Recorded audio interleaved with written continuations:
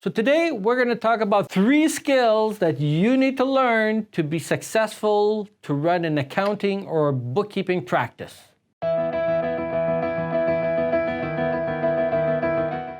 Several years ago, I had attended a presentation by David Cuttle. And David Cuttle is, I still view him as the king when it came to practice management presentations.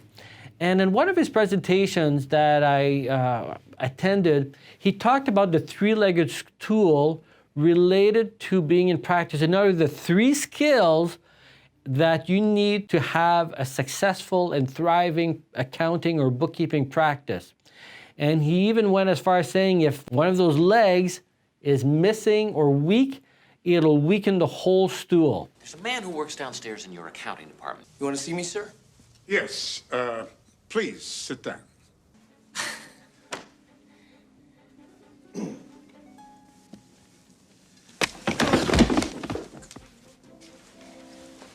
Sorry, sir. Thank you, Mr. Proctor.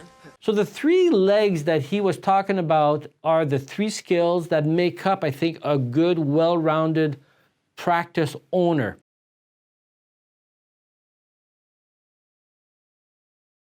The first one is technical skills. It goes without saying that if you're going to be an accountant or a bookkeeper, that you need to have good technical skills.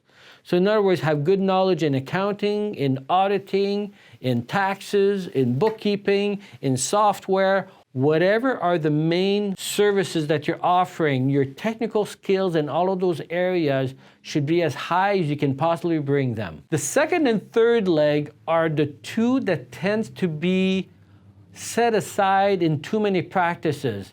So a lot of bookkeepers and accountants will be really good with the first leg, being the technical skills, but they are kind of weak with the leg number 2 and leg number 3.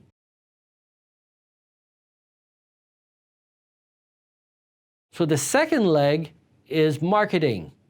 And marketing is not necessarily your ability to put out nice ads and all of that. Marketing is your ability to attract and retain clients. So in other words, how good are you at bringing people in through the door into your business and become a client? And so that is a skill that need to be learned. And there's so many ways of doing that. So we've got several videos that talks about marketing and ways of bringing in clients and retaining them. I suggest that you have a listen to those other videos that we've done over the last while on marketing and how to attract clients to your business. And before going to the third skill set that's required, I would really appreciate you liking and subscribing to this video.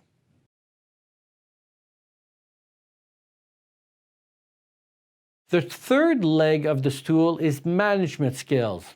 So management skill now encompasses a whole bunch of different little things. And this is probably the area that most practitioners struggle with the most. And like I said, they tend to be pretty good at technical skills, and oftentimes marketing, depending on what their character is like, if they're extrovert especially, they may be pretty good at bringing in clients.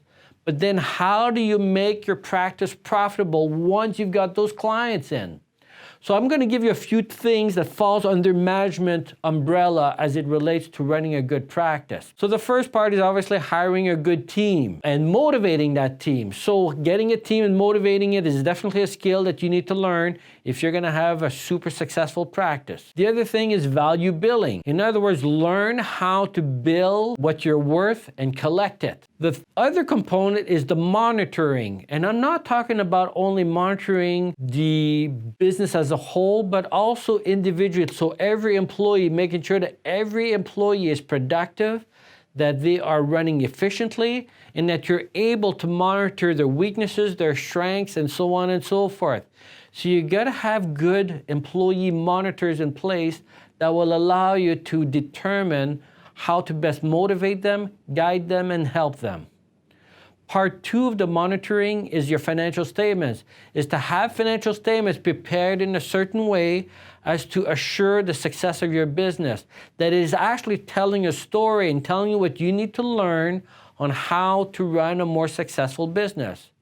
Now we have another video on that subject. I suggest you visit that video up above and check up on it because there's a whole session on how to read and use financial statements, as well as how to prepare them. And then finally, the other part of that last leg is time management. Is how do you make use of your time and manage your business better? Now, all of this can be encompasses. We've got a couple of videos that ties in very nicely, one of them being the 10 pillars of a successful practice. And most of those pillars you're gonna see falls pretty much, will definitely fall in one of the 3 legs, but mostly in leg number 2 and 3. Well, that's about it. I hope that you found this video useful. I suggest that you work on your practice rather than in your practice and make every minute of every day count.